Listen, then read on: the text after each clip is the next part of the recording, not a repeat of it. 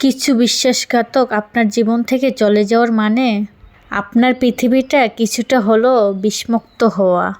এটি আপনার ভবিষ্যতে সঠিক মানুষ চিনতে সাহায্য করবে। মনে রাখবেন, আল্লাহ আমাদের যা করে ভালোর জন্যই করে। অতএব যে চলে গেছে তার জন্য চিন্তা না করে নিজের মতো এগিয়ে যান। ইনশাল্লাহ একদিন সফলতা আসবেই। আসসালামু আলাইকুম আমার প্রিয় ভাই বোনেরা, আপনারা সবাই কেমন আছেন? আশা করি অনেক অনেক ভালো আছেন। আপনাদের দোয়া ভালোবাসা আলহামদুলিল্লাহ আমি অনেক ভালো আছি। আজকের ভিডিওটা শুরু করলাম সকালের নাস্তা দিয়ে। আজকের সকালের নাস্তায় ছিল দই আর মুড়ি, সাথে ছিল চা বিস্কিট। এই ছিল আজকের সকালের নাস্তা।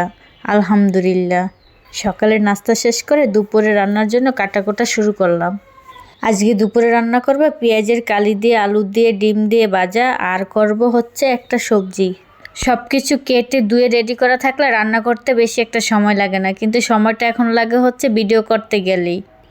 কেন জানি আমার ভিডিও করার সময় রান্নার সময়টা অনেক বেশি লাগে। আমার মতো আপনাদেরও কি রান্না করার সময় ভিডিও করলে সময়টা বেশি লাগে? কমেন্ট করে জানাবেন। যাই হোক, এখন আমি প্রথমেই পেঁয়াজের কালিটা ভাজি করে নিচ্ছি। প্রথমে আমি পেঁয়াজ, রসুন, কাঁচামরিচটা ভেজে নিয়েছি। তারপরে আমি আলু আর পেঁয়াজ কালিগুলো দিয়ে দিলাম। আলু আর পেঁয়াজ কালিগুলো দেওয়ার পরে আমি লবণ আর হলুদের গুঁড়ো দিয়ে দিয়েছি। তারপরে আমি একটু ভাজা ভাজা করে নিলাম। ভাজা ভাজা করে একটু সিদ্ধ হওয়ার পরে আমি একটা ডিম দিয়ে দিয়েছি। আজকের ভাজিটা আমি ডিম দিয়ে করব। ডিম দিয়ে পেঁয়াজ কালি ভাজি করলে খেতে কিন্তু খুবই মজা হয়। তারপর আমার ভাজিটা হয়ে গেল। এখন আমি বেশি করে ধনিয়া পাতা দিয়ে দিচ্ছি। এই শীতের ভিতরে বেশি করে ধনিয়া পাতা দিয়ে কিন্তু রান্না করলে খুবই মজা হয় রান্নাটা। তারপরে এখন আমি সবজিটা রান্না করে নেব। তার জন্য আমি প্রথমে পেঁয়াজ আর কাঁচামরিচ দিয়ে দিলাম। পেঁয়াজ কাঁচামরিচটা লাল লাল হওয়ার পরে আমি চিংড়ি মাছগুলো দিয়ে দিলাম। চিংড়ি মাছটা একটু ভাজা ভাজা হওয়ার পরে আমি হলুদের গুঁড়া, মরিচের গুঁড়া, ধনিয়ার গুঁড়া, জিরার গুঁড়া এগুলো দিয়ে দিলাম। এই মশলাটা দেওয়ার পরে একটু পানি দিয়ে কষিয়ে নেব, নাহলে মশলাটা পুড়ে যাবে। মশলাটা কষিয়ে আমি এখন সবজিগুলো দিয়ে দেব। সবজির ভিতরে ছিল আলু, সিম আর ছিল লাউয়ের ডুগা, মানে লাউয়ের আগার কচি ডুগাটা ছিল, আর সাথে লাউয়ের আগার পাতাটাও আমি দেব।